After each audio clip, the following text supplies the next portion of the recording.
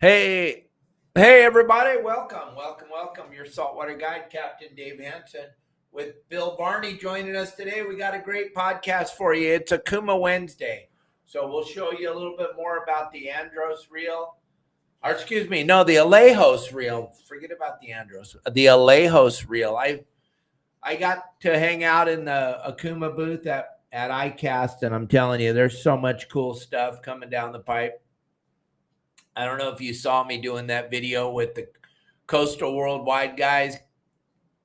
Okuma made them that 80 standard. It's like almost what you call an 80 narrow for beach fishing with that big power handle. There's so much cool stuff going on over at Okuma. So check out Okuma.com. We'll show you a little video in a little bit, but let's bring Bill on the show. There's no reason for him to be hanging out. Hey, buddy, good morning. Welcome. hey, good to see you. Good to see you. Good to be here, buddy. I tell you, I met a ton of people back there in Florida. My goodness, they do love their beach fishing over there, baby, but they like to use big giant rods with 80 or 90 pound line for me to see what they're doing, I'm like, man, those fish have got to be super stupid back there. Really? Well, the thing is, it's funny that my book and website and all that, it's gone all around the planet probably, but I get people often, from like Venice, Louisiana, all along the Gulf Coast in Florida and stuff, write me, send me emails and say, hey, Bill, we used to use this 12-foot rod. We're using a steelhead rod now to catch redfish. It's insane. We're getting a lot more fish. We're fighting them for like 20 minutes instead of reeling them straight in. So, it's one of those things. It will propagate like things do over the internet or like a plant does. And then before you know it, those people on the East Coast will be picking up the light line style. No question about it. Oh, yeah, I'm sure. Watching what they were doing, it was pretty interesting to see what they're doing. And it was how I surf fished before I met you. That's what I thought it was. Throw it out there, stick the rod in the rod holder, wait for the bell to go off. Seemed kind of boring to me. Now your style, though, we're fishing the whole time. We're hunting, we're fishing. It's kind of a bitching thing. It's cool the way that you broke it down and teach us how to do it. But the big news you and I heard all about is, I know that if you follow along with what our government says, and they never lie, but they said we're out of grunion. There's no grunion anywhere. What happened? Because everybody I talk to, Bill, tells me they can't. There's so many grunion, you can't even see the sand. The grunion are coming out of people's ears. I mean, there's so many grunion right now. They're starting to come up at low tide. Yeah, it really is incredible. And John, one of our listeners and watchers, and a great surf fisherman, he sent me a report this morning from Carpinteria, and those guys collected their 30 each, and I think it took them like 3 minutes.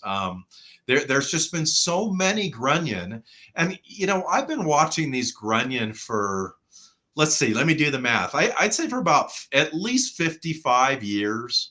And this year really had some of the biggest biomasses I've ever seen. And the thing is that we saw these huge numbers come in March and April, which is really early in the season. And they were just offshore waiting to come ashore. And here we are almost to August, and they're still coming in big numbers. So as you know, we saw them down in Doheny.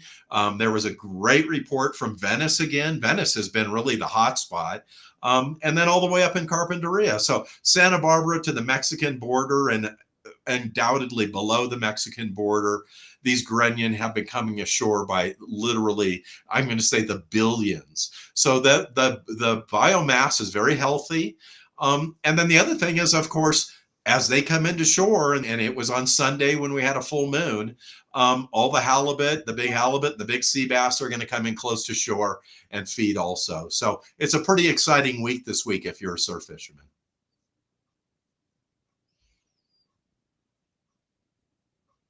I lost your sound there.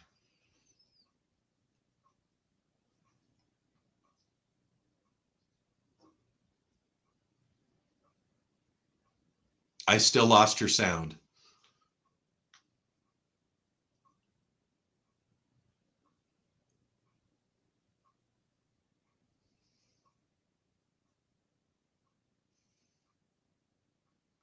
So it looks like, going back to the grunion thing, as we wait for Dave to get the sound corrected there, these grunion runs will continue. I was really worried, to be honest with everybody, about this new edict where we're closing June and July is. Hear me now? There you go. I can hear you great now. Oh my goodness. I don't understand. I don't know what happened, Bill, but what I was trying to say was I figured out why they're so anti-grunion now, because my nephew was at Doheny night before last, and there was 200 people on the beach, and they were laughing and they were having fun, and they had their children with them, and everybody was having fun, and there was thousands upon thousands of grunion. So now it makes sense. See, I didn't understand before, because when I would go grunion hunting, you might see 3 or 4 people or something. But now I know why they want to end it, because people in California are not allowed to have fun. So now I understand. Fun needs to be taxed. We're taxing fun. Talking about fun. When I was when I was in junior high school, remember they used to call it junior high school before it was middle school. I went to Malaga Cove Junior High School, right above the beach, or above Torrance Beach. We would go out at night and a grunion run, which was so much fun as a kid in school. And we would go down to the surf with the teacher, and some parents would come along to corral us.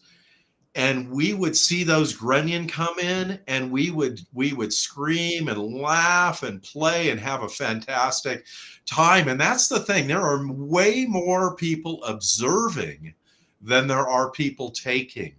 And if you look at one organization in particular who says that they're the dynamic grunion organization, they're telling you on their webpage not to approach them, don't put your lights near them. None of that is factually true. The only thing that's maybe a little bit close to that is that grunion will send in scouts, very similar to bees or ants even, that send in scouts and then go report back to the group, and then they come ashore. And when those first scouts come in and you got 10, 20, 30, 40, 100 on the beach, yeah, I'm standing back from them. I'm trying not to shine my light on them in particular. But once those go back out a few minutes later and the greater biomass comes in, there's no amount of laughing or lights or fun you can have that are going to scare those grunion away. It's just like this is a terrible example, but it's just like you or me having to go to the bathroom. It's not like you can put it off. And that's the same thing with grunion. When they're staged and they're ready to come to shore and their scouts have come back and said, this is the beach you need to go lay your eggs on, into shore they go. There's nothing that's going to stop them. But something I was just kind of mentioning a minute ago when you were working on the sound there about the grunion that worried me was that because they closed June, so we got April, May, June, all of those are closed, or I guess it's March, April, May, June. I have to look it up again, but it's always been open for me. Since they closed those months, I was really worried if July and August would have any for people to collect to use for bait. And as I mentioned, over this last 2 or 3 days, there's been a tremendous amount of grunion down at the beach. Now they're about this big. They're probably about 1 to 2 inches long. Last run a month ago, and they're definitely around. There's a lot of them. You can still collect them. It looks like we're going to go into August and still have a good grunion season. Yeah, it's just that the grunion run itself, they've regulated it so much. It's almost, what do we get to do it 3 times a year? And it has to be like, I don't understand it. It doesn't make sense. You try to follow the regulations to the best of your ability and try to figure it out. But somebody just asked us, Dave Rock wanted to know, what is a grunion? Bill, go ahead and explain it to him with your technical. A grunion is really like another one of the many bait fish we find off of California. They're very similar. They're like the cousin of the anchovy, the sardine, the smelt. But what makes them different from those is a couple of things. One is that they have a life expectancy of about 5 to 6 years. So they live rather long for a bait fish. And the other thing that makes them unusual and different than any other fish in the ocean that I can think of, and I'm trying to scratch my head, is that they come ashore. I mean, think about this. They come ashore, they come out of the water where they would normally be living and breathing. They dig themselves into the sand. They deposit their eggs in the sand. The males circle them and take their milt, which is the proper name for fish sperm, and milt around them. And then they all dig themselves out of the sand and they swim back out into the ocean. Now, you would normally think, Dave, that after that whole thing out of the water for 10 or 15 minutes and all that, they'd be pretty weak and most likely they would die afterwards. I mean, think about a trout and take the hook out of its mouth without it dying. And here are fish that not only come all the way into shore through the surf, come out of the water for 10 to 15 minutes, dig themselves into the sand, undig themselves, wobble back to the water. But you know what happens, Dave, when they get back into the water? They live for 5 or 6 more years and probably spawn maybe 4 or 5 more times before they finally die. They're really an amazing fish. There's no fish like them in the ocean. And their biomass here in California, and this is the only place in the world that they occur basically from Santa Barbara to about Cedros Island. They're in that zone. The amazing thing about them is that even though our water quality has diminished over the millennia, of course, it's really been bad in the South Bay, Hermosa, Manhattan, Redondo, Santa Monica, since really the late 1800s, and was particularly bad in the 50s and 60s. Even though with that dirty water, they still group up, they still come to shore. They're fantastic fish. And as Dave has said so many times, whether on the beach or on a boat or at the island, it's the bait that every fish eats. There's no question about it. Yeah, absolutely. It's my very most favorite bait of all baits. That video is cool, Elliot. You want me to show that video? It's kind of, check this out, gang. This Okuma, the new products they have available. There's so much product here. You got to go to Okuma.com. Hey guys, this is John Bretz with Okuma Fishing Tackle. What I have here is one of the most exciting introductions of the year, the new X Series spinning reel, our flagship spinning reel. And what's amazing about this is Okuma was able to build a reel that's the best of both worlds. You got a tournament bass reel as well as an inshore spinning reel. So both freshwater and saltwater applications, 2,500, 3,000, 4,000 sizing, starting at 7 ounces. Super lightweight, but what's nice about it is it's very rigid. So you want to use it for inshore. It's a lightweight and rigid aluminum body and aluminum side plates. To keep it lightweight, we have our cyclonic flow rotor, which is injected out of C40X. So again, very lightweight, very corrosion resistant. As everybody knows, you want a good drag system. This is equipped with our carbonite drag system. The 2,500 and 3,000 output 22 pounds of max drag. When you get to the 4,000, it outputs 24 pounds of max drag. These are 6.2 to 1 gear ratios, so when you turn that handle, you're picking up a lot of line with every turn. This is accomplished by a machined aluminum, CNC cut, AL70 aluminum drive gear. That aluminum drive gear is also anodized, so again, perfect for both fresh and saltwater applications. One of the great features that we have in this is what we call hydroblock body. So these are a set of water seals that prevent water intrusion. So that's going to be a good complement for both freshwater and saltwater applications. The other great thing is you have the machined aluminum handle that can be put on the left or right hand. It threads directly into the drive gear. It's a really thin profile, so lightweight, but super strong. The advantage of this for both fresh and saltwater anglers is that when you pull back, there's no back play at all. One is that helps from the one-way roller bearing, but also the screw-in design helps eliminate any of that back play tolerance.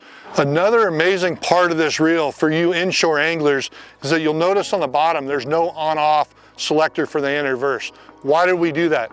That's another source for water to intrude into the reel. So we left that out. The majority of freshwater anglers aren't back and reeling these days, so this is a great addition to this reel that's going to make it really durable for both freshwater and saltwater applications. And the other thing that's really nice is it's a one-piece seamless bail, so there's no area for braided line to hang up those small little groove connections. This is one piece connection all the way around. This is an 11 bearing drive reel, so you can expect super smooth performance, super durable, long life performance out of this reel. It starts at a $219 retail for the 2500 size. If you want to find out more details on the new X Series spinning reel, check it out at okumafishingusa.com.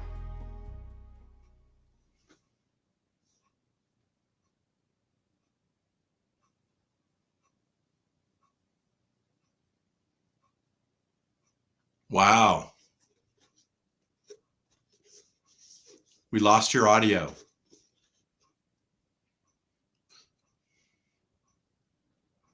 We were at Okuma's booth, Bill. We got to see so many great products. I mean, Elliot's going to show a couple more videos real quick from the iCast show. What a beautiful reel, man. Incredible. Amazing right? stuff, dude. Yeah. It was. It was fun having you, and we're going to have you on the show again. Let's do it. Absolutely. I told you if we wandered around, people would notice who I am. It's amazing. It's so weird. It is absolutely bizarre. I know those of you that follow me can't believe it. But yes, people He's actually. real too. He's like, it's in the flesh. He's This is me. There's no filter, right, Daniel? Yeah, where's the prompt? Where's the prompt? Yeah.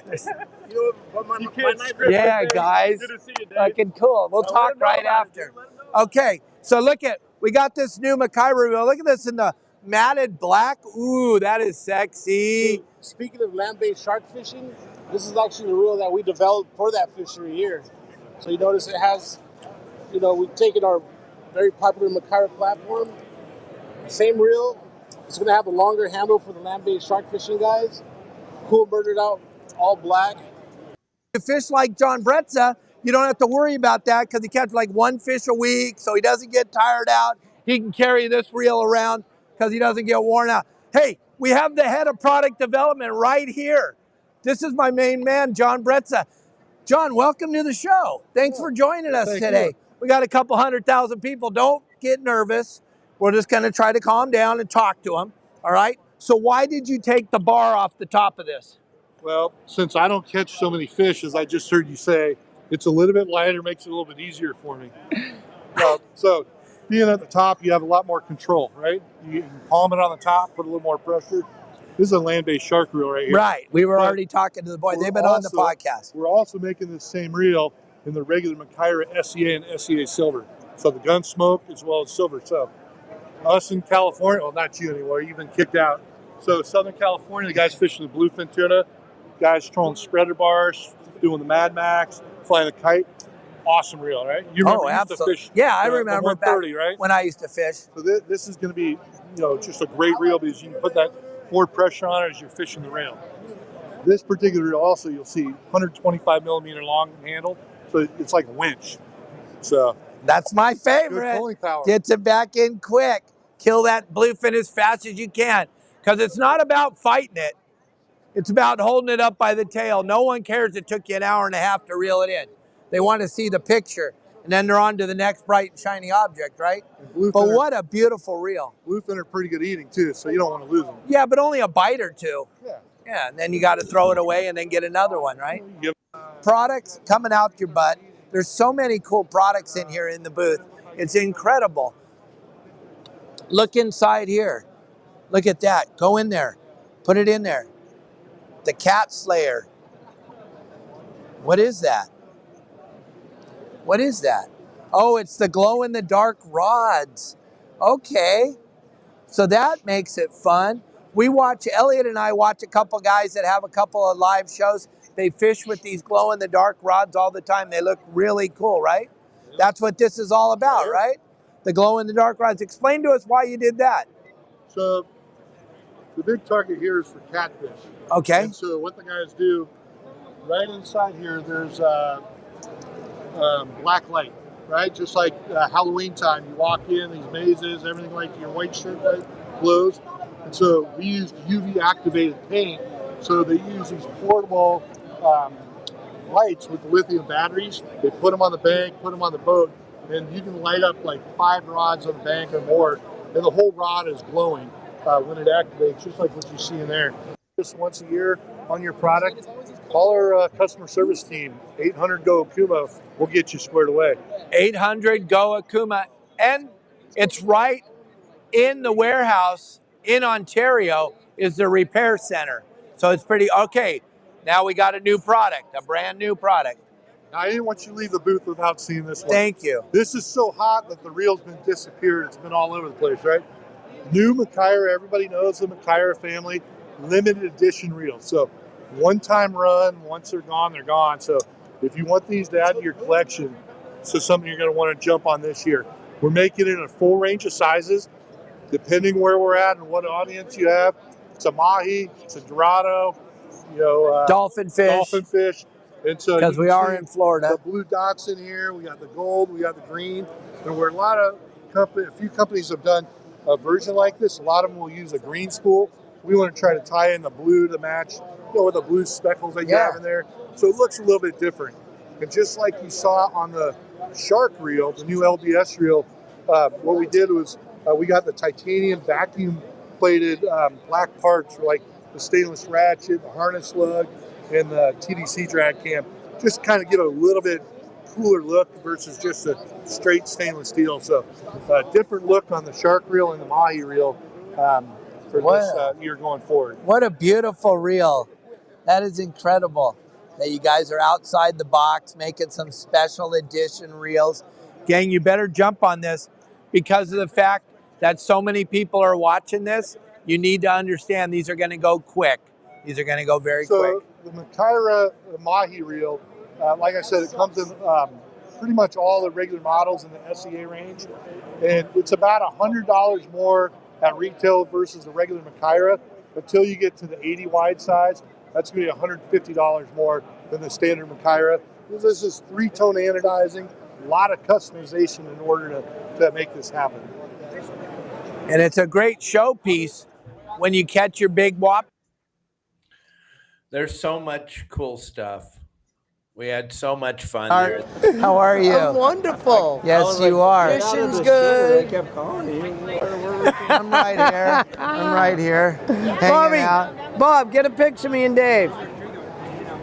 We're hanging out at the ICAST show. Crazy, huh? Everybody thinks I don't know this guy. Oh, yeah, you know him. Now you can prove it. We go way back. Way back. Way back. Way Passion back. of the sea is right here. Absolutely. That's my producer. You told me. I was oh my like, God. no way, That's the guy. no. That's the guy. We had so much fun at the show, Bill. Sorry, we just had to show some cool videos, gang. I don't know if you could see the enthusiasm or feel it, but I had so much fun at the show. I really Oh, it looks great. And everybody was so kind to me, and it's all because of my buddy Elliot. It made me kind of halfway famous. So people were actually coming up to us saying, "Hey, we love your show. My knife's sharper than yours. I tie a boat up better than you. I'm better at docking." And once I hear those 3 things, I know right away they watch my videos. Well, I've got to ask you a favor. Can you give me a list of those beaches where you have shore-based shark fishing with a reel that big? Because I don't want to go swimming or surfing there. That thing was like those 50 guys wide are for shark fishing. 80. 80. Wow. They took an 80 and they made it standard size. So I'm used to 80 wides, but that's an 80 narrow. It's kind of John calls it an 80 standard. Coastal Worldwide are the guys. They've been on our show before. They and they are way into it. And they have so many great videos. If you go over to their YouTube channel, they got long version videos, not like mine, not these 1-minute videos. They have long version. You can watch them fishing for those big sharks on the beach. It looks like a blast. You watch those sharks dragging those guys all over. And the one thing they wanted to make sure everybody knows is they're letting them go. They're not killing them. They're using circle hooks. They're popping the hooks out of their mouth. They're cooking them in the corner of their mouth. They're doing it. Here, check it out.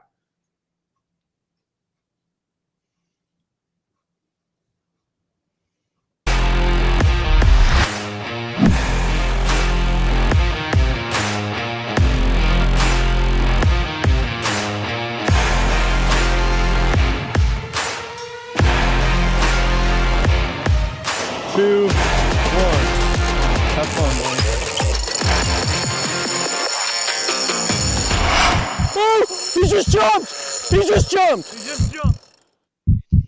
What is going on, Coastal Worldwide? Guys, welcome home. Blaine and myself are back on the beach, baby, in Navarre Beach, Florida, and we're doing something a little bit different. Wintertime grind here, shark fishing on the beach, and we only have 2 rods out. 2 absolutely massive baits like you guys saw in the intro. Blaine is running probably an 80-pound yellowfin tuna. The whole tuna would be 80 pounds. Yeah. The head of an 80-pound yellowfin tuna, and then that swordfish that I caught back in the fall, 150 pounds total. I took the head off that 150-pound swordfish, and it is on my Tiagra 130. So 2 130s, 2 giant baits, and basically we are setting for probably like an 18-hour period or so. We're gonna sit all through the night into the morning for a little while, and then we gotta go pick up the Sea Pro because we got some offshore plans to do. So if you guys enjoyed the offshore fishing content, it's coming hopefully very soon. But right now we're on our shark fishing grind. So kick back, relax, enjoy the show. Let's see what happens, baby. You.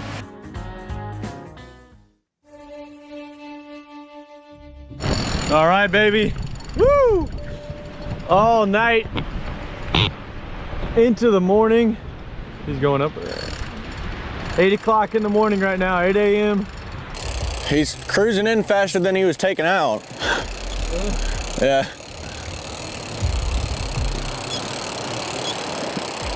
I also wonder if he's like really taking out or he's moving like southeast. Yeah, and it's just like kind of taking line off the reel.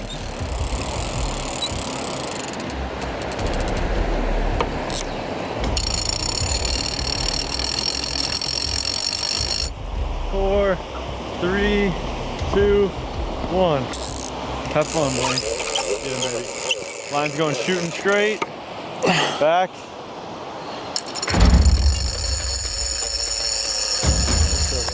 Come on, baby. That's what we came out here for.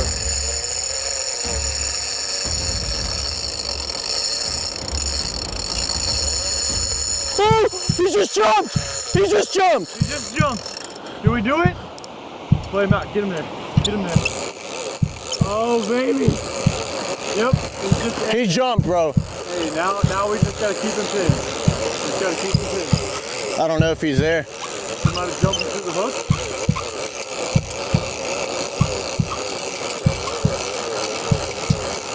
I didn't feel like there was no like super big let off, but No. He might just be ripping around.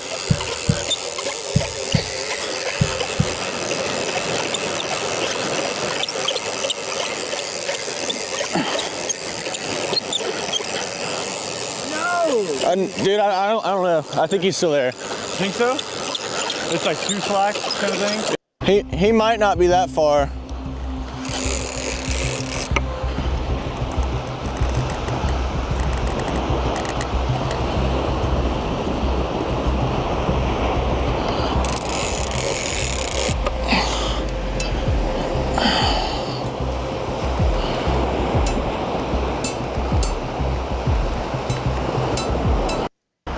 Okay, be patient if you can. You see his slick right there?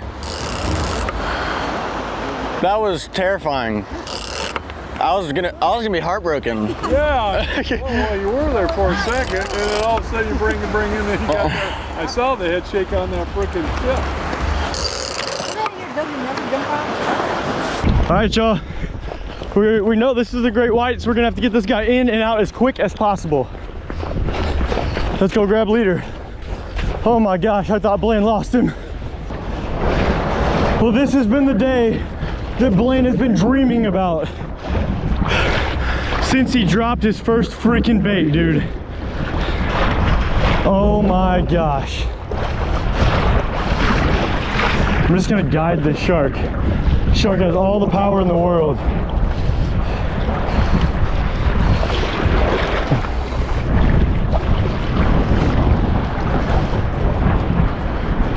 This thing's massive, dude.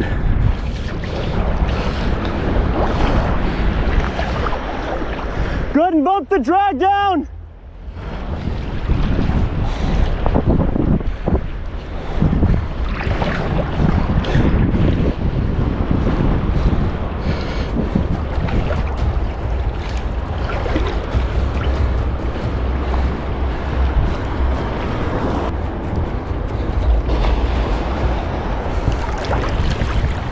my gosh.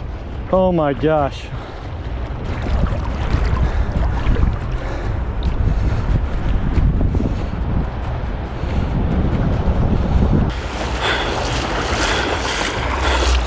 Oh my gosh, bro. That's a great white. That's a great white. That's a great white, baby. You just did it, man. All right, you get one hand wrapped up. One hand wrapped up here. I'm gonna grab the tail here. First thing I want to do is just get him turned so the waves can rejuvenate him. Look at her back, dude. She's scarred up.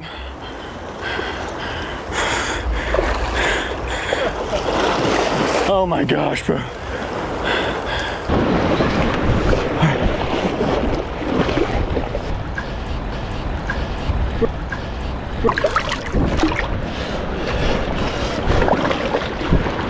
Oh yeah, the hook's right here. Okay, hook's out. Drop that. Oh my gosh, bro.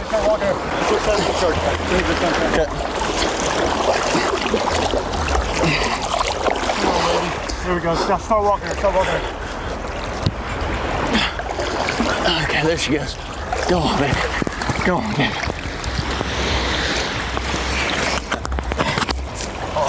Got her. Come on, there we go. Come on, sweetheart. There you go, big mama. Get out. Get that tail moving, mama. There you go. There she goes. Blaine! Oh my God! Blaine! Yo! I've said it so many times before on so many different fish, but truly words cannot describe.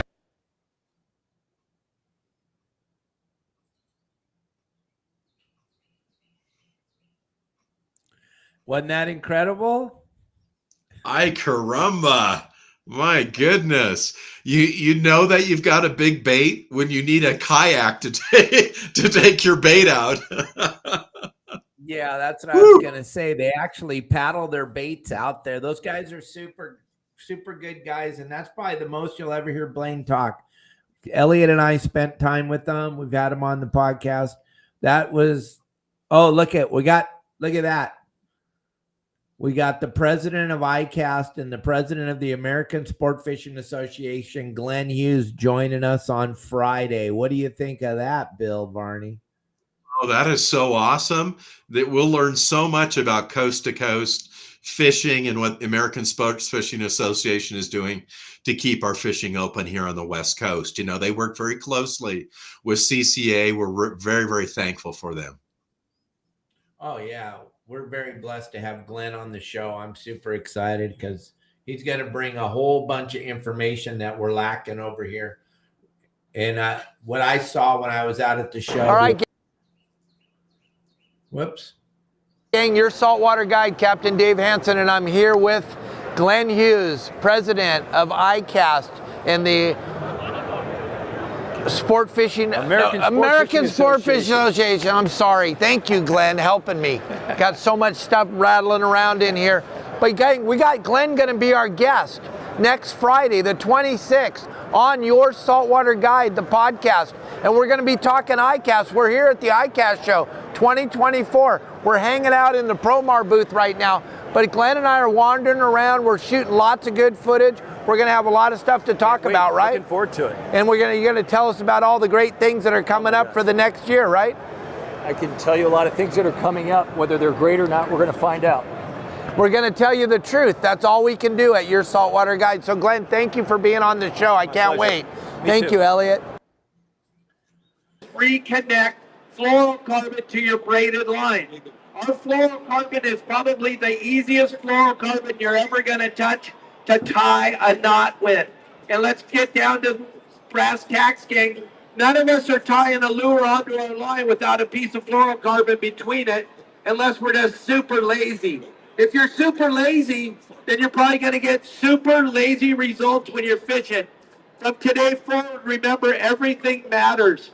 So when you're tying on your piece of fluorocarbon, time matters more than anything. You got to get that lure, or you got to get your bait back in the water as quick as you can. So as you look at our GT4 fluorocarbon by Promar. Your saltwater guide, Captain Dave Hansen. We're down here at the Promar booth at the ICAST show 2024. I got Caroline right here.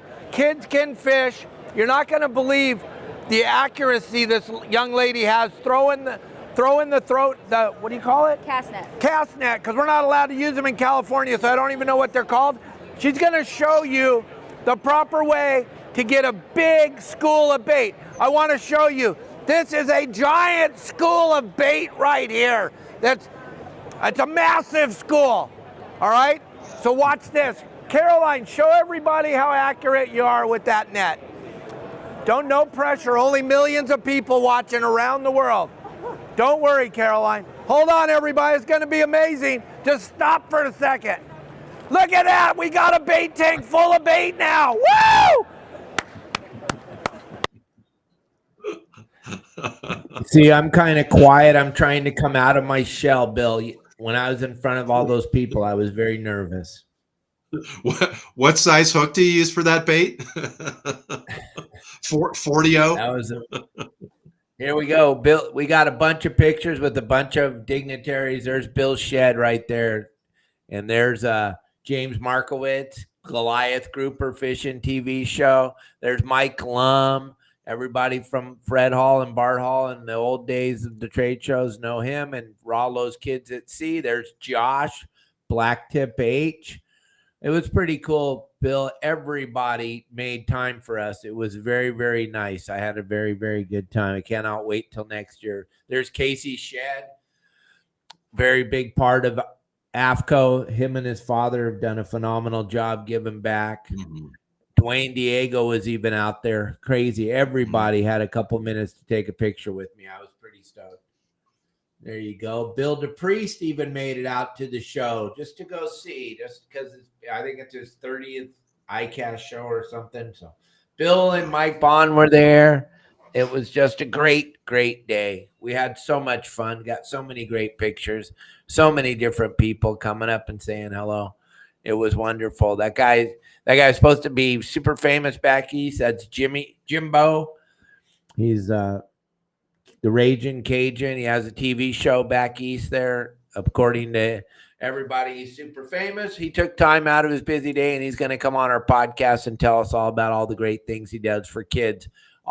Everything was about taking kids fishing, Bill. It was pretty cool. The kids can fish, Caroline and everybody. It was just an amazing time. And to see the support that CCA has out of Texas and Florida, it makes you kind of sad that we don't have that kind of support here on the West Coast. I'm trying to change it. I talk about it every single day on our show. CCA California, the Star Tournament, all the different things that are super important. But when I was out there, that's a bass we caught skipping frogs across those lily pads. There's Steve from Promar with a nice largemouth bass on the frog pattern. But Bill, the thing is, Texas and Florida understand the power of CCA. There's so many people. The booth, 2-story, beautiful, big, giant booth there. They're doing the same kind of thing with the Star Tournament. They're giving away a different kind of boat. But everybody back there understands how important it is to be involved with CCA, because everywhere we look, they're trying to stop us from fishing in the United States of America. Yeah, right? It's amazing. You know, when you look at Texas, of course, Texas is where CCA began, and it was about 45 years ago. And Florida, they've been there for years. And of course, they have grown and grown and grown. And you're talking about events that they have where they have 20, 30,000 people at a fundraising event for CCA. It is phenomenal, the support out there, and they are right in the zone. They know exactly what they're doing, and they've done so much. You know, there's been so little credit given to CCA. CCA's helped out with the manatees and everything from the manatees all the way down to redfish and everything in between. So we really look up to those states, Texas and Florida. We ask them a lot for their advice on how to be successful here in the state of California. And our main job here is to get members and to get people across this state, 1.75 million fishing license holders to join CCA and become part of the program. See what's got going on in the background? That's History to Sport Fishing. That's Michael Folks's movie that's going to be released at the end of this month. Is purely speculative, Can't but wait. certainly predates any written history.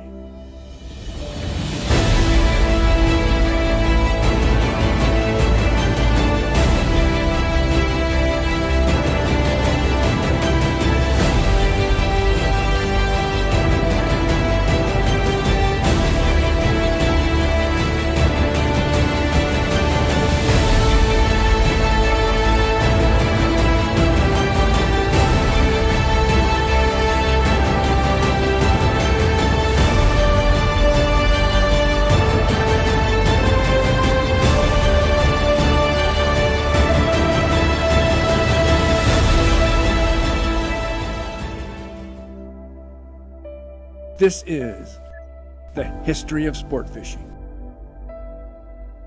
Chapter 1.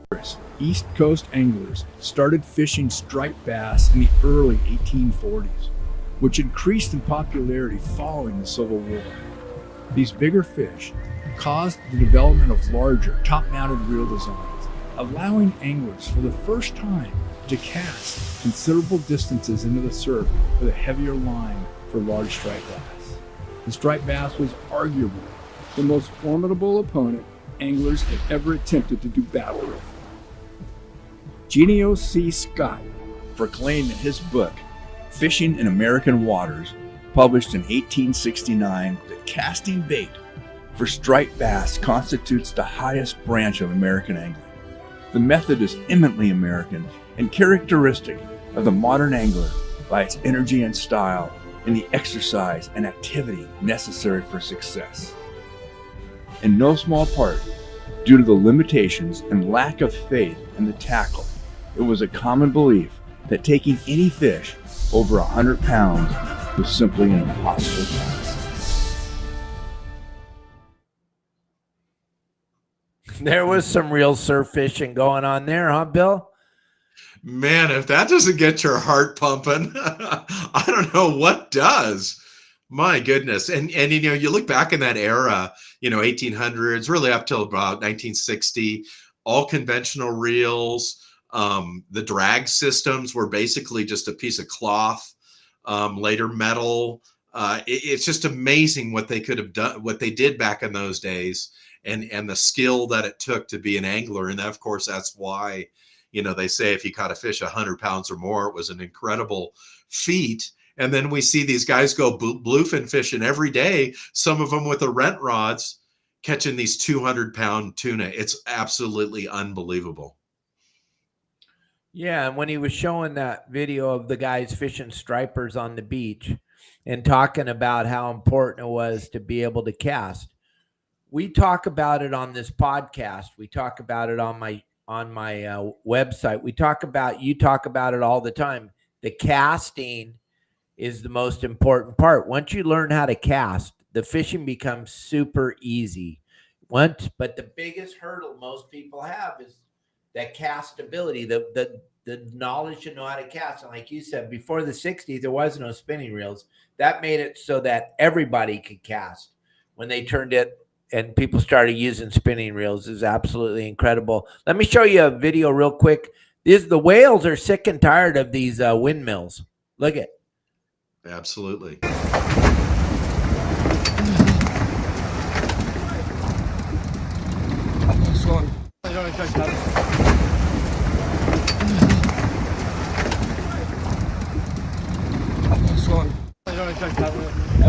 Oh my God. When we had Megan on our show the other day with Mike, and we were talking, these whales, they need their hearing. They use it tremendous amount. Like, we can't even comprehend how much of their life is spent just listening. And now with these windmills offshore, they're making the most obnoxious, loud, screaming sound. These whales are beaching themselves. That whale did not want to jump on that boat, Bill. That doesn't feel good. That boat is solid, and that whale has flesh like you and me. When that humpback jumped on that boat, it's because they're They don't know what else to do. This noise is driving them absolutely crazy. We can talk about the windmills like you and I, well, like you told me, they're not windmills. It's not Don Quixote. The wind turbines create such an obnoxious sound under the water. That's why all these whales are beaching themselves and doing those kind of things. The killer whales, the humpback whales, they're all doing stuff that nobody has ever seen them do before. And it's because of this non-existent green energy that we're shoveling down people's throats. And okay, Bill, you don't like people, okay? You're an old grumpy man and you don't like people. That's fine. But you know what? I'll bet you love whales. Whales, you and I, we grew up in a time in our lives where we were made aware of how important whales were to the world. It was shoved down our throats when we were little kids. Save the whales, save the whales. That's all we heard about. A group called Greenpeace came out of nowhere and they were going to save the whales. Now they don't matter anymore. It's just this pretend green energy thing. But we got off topic here. We were showing so many cool videos and stuff, and I'm not going to talk about the wind turbines anymore. We have some huge announcements, gang. Bill Varney's about to launch his bundle on our website, yoursaltwaterguide.com. And now, besides the game plans that you get on Thursday for fishing saltwater up and down the coast from the Channel Islands to the Mexican border and all over offshore, which have helped a tremendous amount of people that are watching right now. And besides the hotspots game plans, now we have a new bundle that we're adding, Bill's Surf Fishing Bundle, and it's going to give you a game plan. It's going to give you access to Bill's videos, and he'll constantly be adding new videos. We have a handful to start off with as we launch this. But let me just show you something a little bit. Those of you that don't know who Bill Varney is, and I know it's hard to believe, Bill, but there's actually people that don't know you. Here, watch this real quick. I got a short little video here. I'm Bill Varney from Your Saltwater Guide, and I want to take a few minutes today to talk a little bit about my backcountry fishing plans that have now been added to Your Saltwater Guide. My family came to Los Angeles a long time ago. My great-great-great-grandfather, James Burroughs, who was from Connecticut, fought in the Civil War, and when the Civil War was over in 1865, he jumped on his horse and he rode his way to Southern California. He decided around that period of time that the place that he wanted to settle is what would later become Exposition Park, or what we know as the USC campus. He was a farmer there, and he began pumpkin farming there in the late 1860s. Then in 1922, my family decided that they wanted to move to Hermosa Beach, which, funny enough, in 1922 was a new community back in those days. So they moved to. And gang, this whole video is available for you at our website, Your Saltwater Guide. It'll introduce you to who Bill is and why he has such a giant following. We'll show you a little bit more of that video towards the end of our show. But Bill, talk about how exciting you are to help so many people and get this thing launched and get this thing going. And how's this game plan thing going to work? How are you going to approach it so some of the people can understand? That's great. Dave talked about this probably a year ago, months and months ago. I have been lucky enough to not only grow up the beach, not only have, dad and uncle and grandparents and everybody who fished, but was introduced to Fred Oakley when I was about 9 years old, who's America's greatest West Coast surf angler by far, holds many records. Uh-oh. He passed casting champion for many, many years. And so I took the information I learned from Fred and then spent basically my entire life, I would say at least 55 years surf fishing and paying attention. And, over that time, I really enjoyed it. I wasn't obviously doing it for money in any way. It was just a passion for me. And when Fred got older and shortly before he passed away, he said, Bill, we go to the beach and we go down to Hermosa Beach and we look to the left 2 miles and we look to the right 2 miles and we don't see one surf angler. And if you don't take this information that you've learned over your life and teach it to people, surf fishing will disappear forever. So I took all the things I learned from Fred. I took all the techniques we worked on in the late 1970s to downgrade our fishing equipment from heavy equipment to this light line surf fishing technique. And I've made all of that available on your Saltwater Guide. Not only will there be a weekly game plan, so we're going to talk about swells, tides, conditions, what's been biting, what baits to use, all the information that entire week up till the next game plan comes about. But also on your site, you're going to have numerous videos. These are in-depth videos that are not 3-minute videos. These are 10-minute or so videos that are in-depth about everything from finding fish at the beach, halibut fishing, how to rig, how to catch different baits. All of that information is going to be there. And in addition to that, for people who really want to deep dive into the subject and get really good at surf fishing, have a passion for it, there are over 50 articles. Within a short while, there'll be over 70 in-depth articles with photographs and information about every subject in surf fishing. And then we're going to invite everybody who's a member to come to our surf fishing right on the beach. So we'll do a clinic right on the beach for you. Everybody who joins will get my autographed copy of my book. So they'll be able to reference that and an ID card. So when you go down to the beach and you catch fish, you can ID them right on your card, check them off with a grease pencil and see if you can catch every fish on the ID card. So I'm really excited about it. And I think, Dave, more from the standpoint of teaching people the things that I learned so that they can pass it on to others, that they can have an enjoyable time at the beach, hopefully have a passion for surf fishing.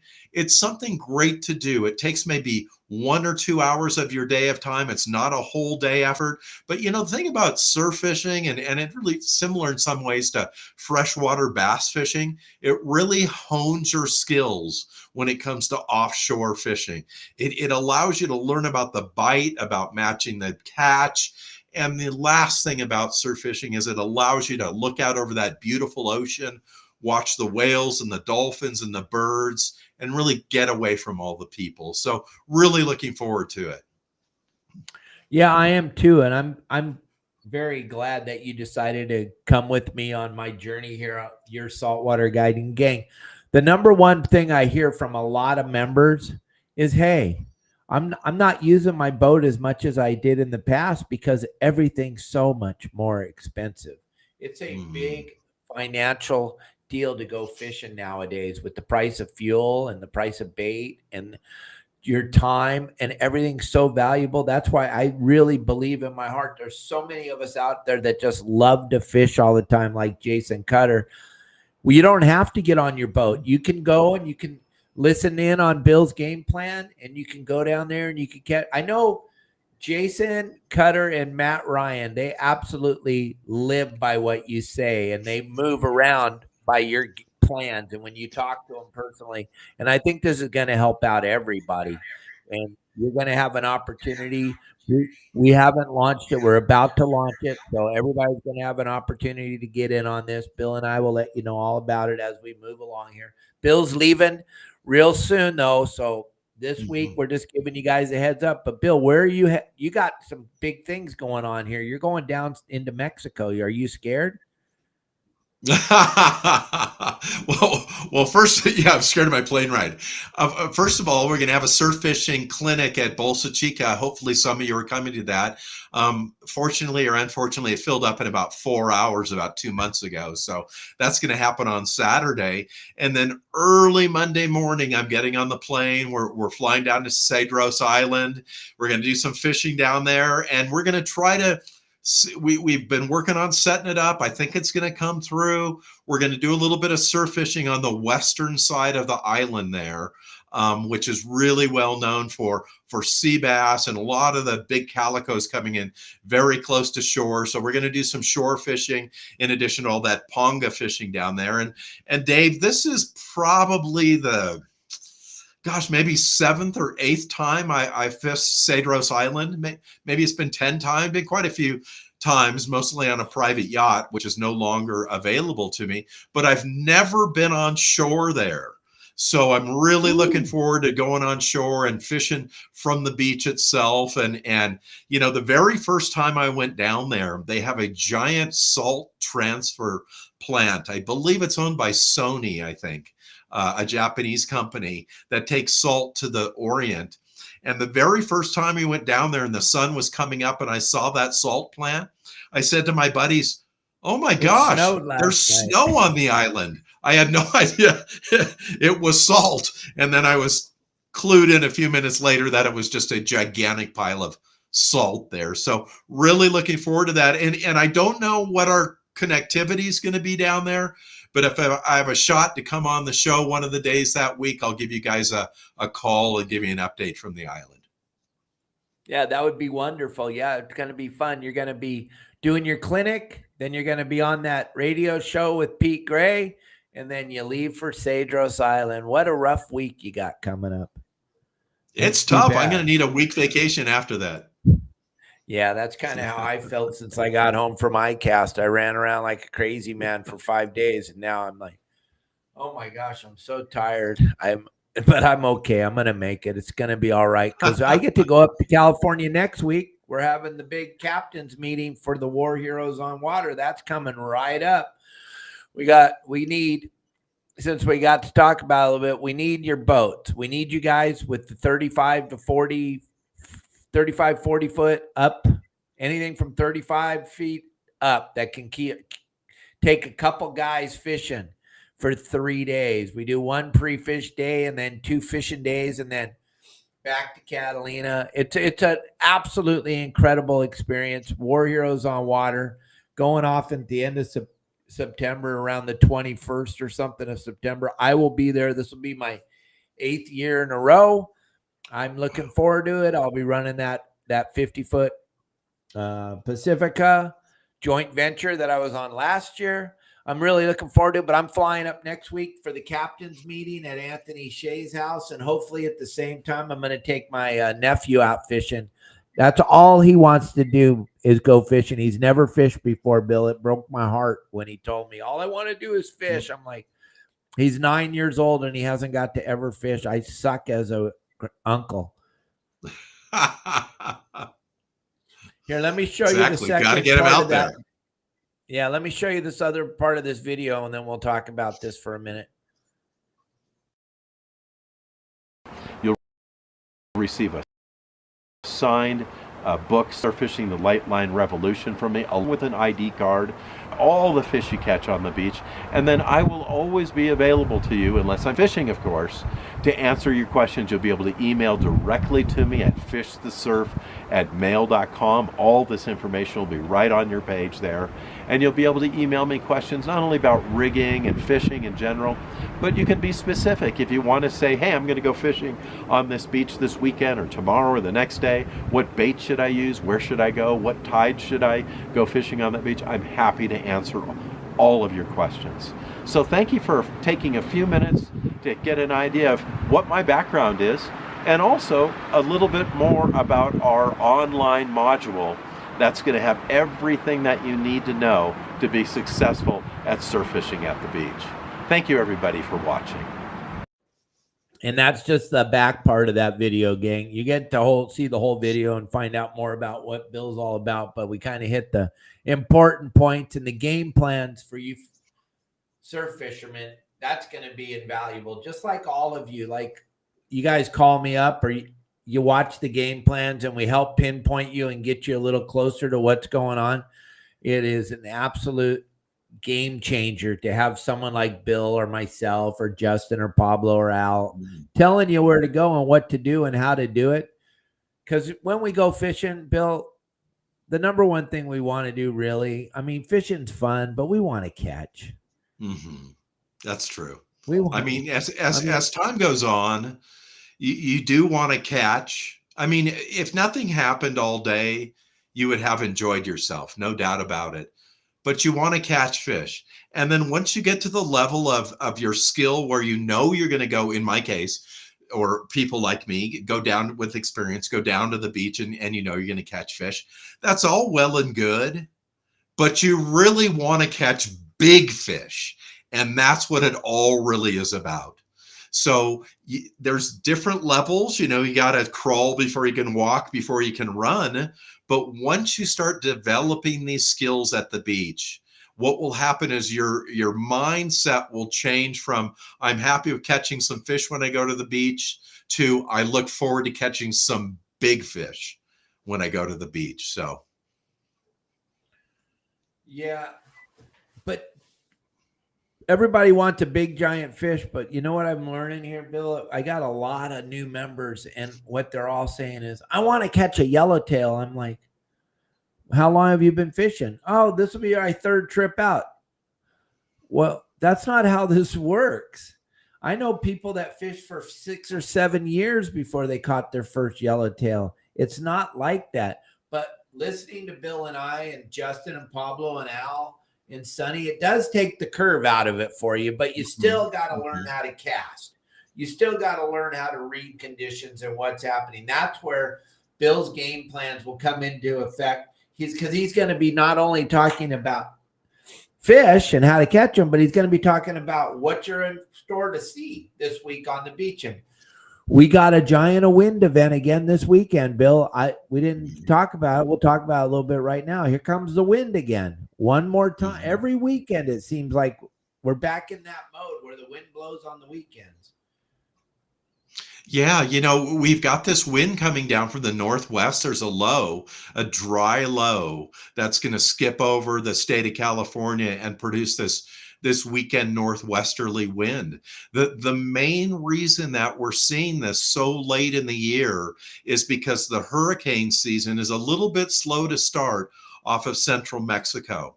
There's two large tropical storms rolling around down there. They've got about a 40% chance within the next week or so to become a hurricane. But really, within the next 2 to 3 weeks, we're going to see the hurricane machine ramp up down there off of Veracruz, Mexico. We're not going to see any more of that wind coming down from the northwest, hopefully here in August.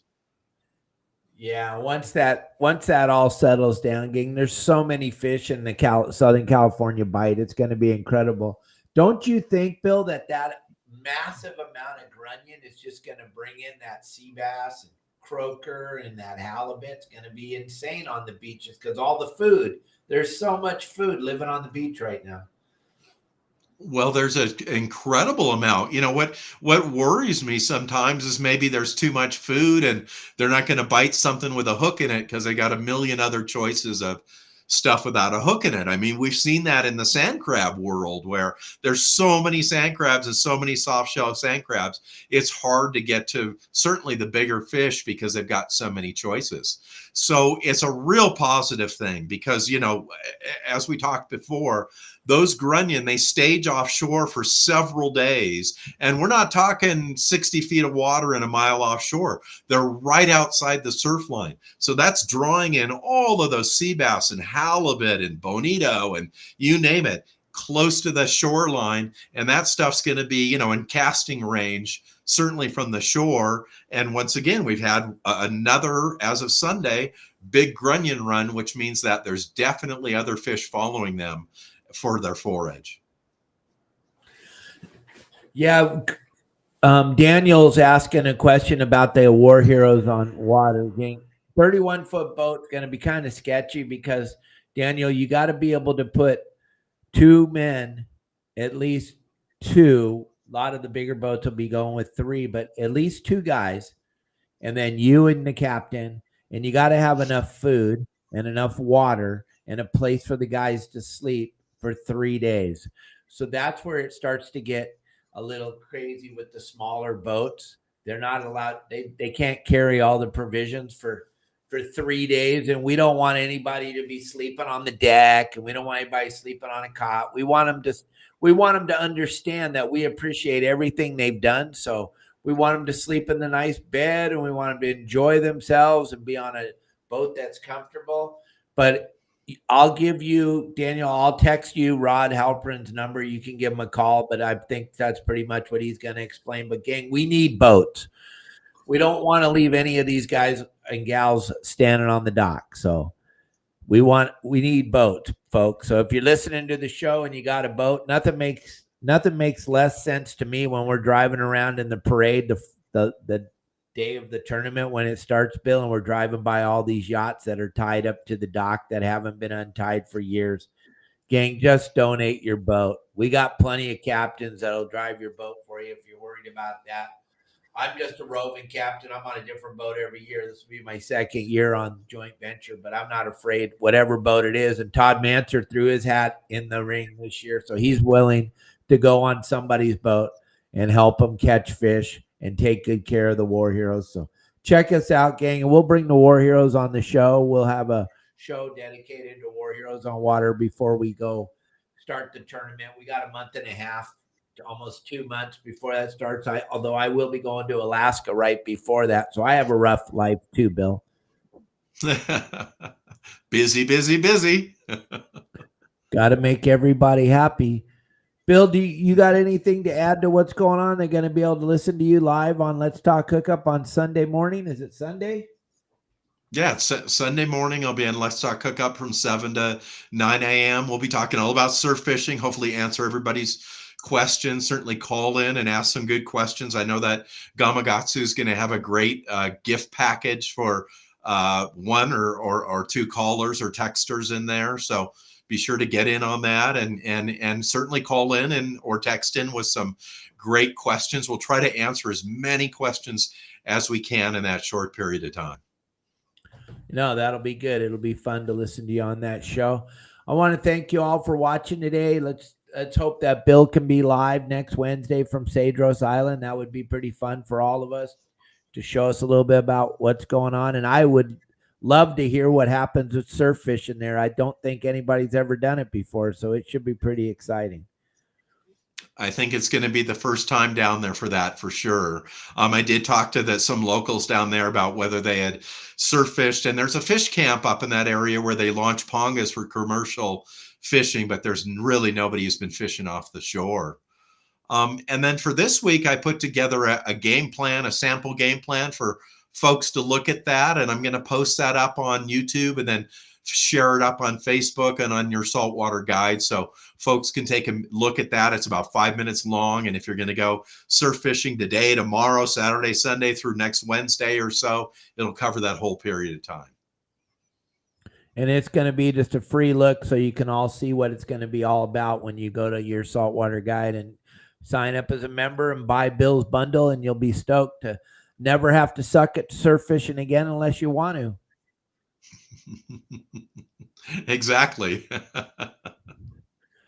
And Jeanette and Dave and Daniel and Anthony and everybody else, Jason and Greg and everybody, thank you very much for watching the show today. I appreciate all of you. Share this with all your friends. Hit the like button. Sprinkle some stars over on Facebook for us.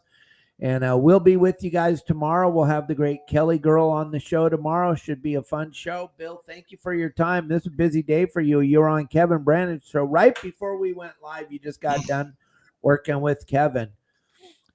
I'm hoping someday I hope I get to the level one day where Kevin will bring me on his show. That would be pretty rad. I think you'll blow his podcast up. Yeah, I hope so. I would love to help him out. I love what he's doing with the kids. He's definitely a good human being. He's good for the industry. All right, everybody. Absolutely. Thank you very, very much.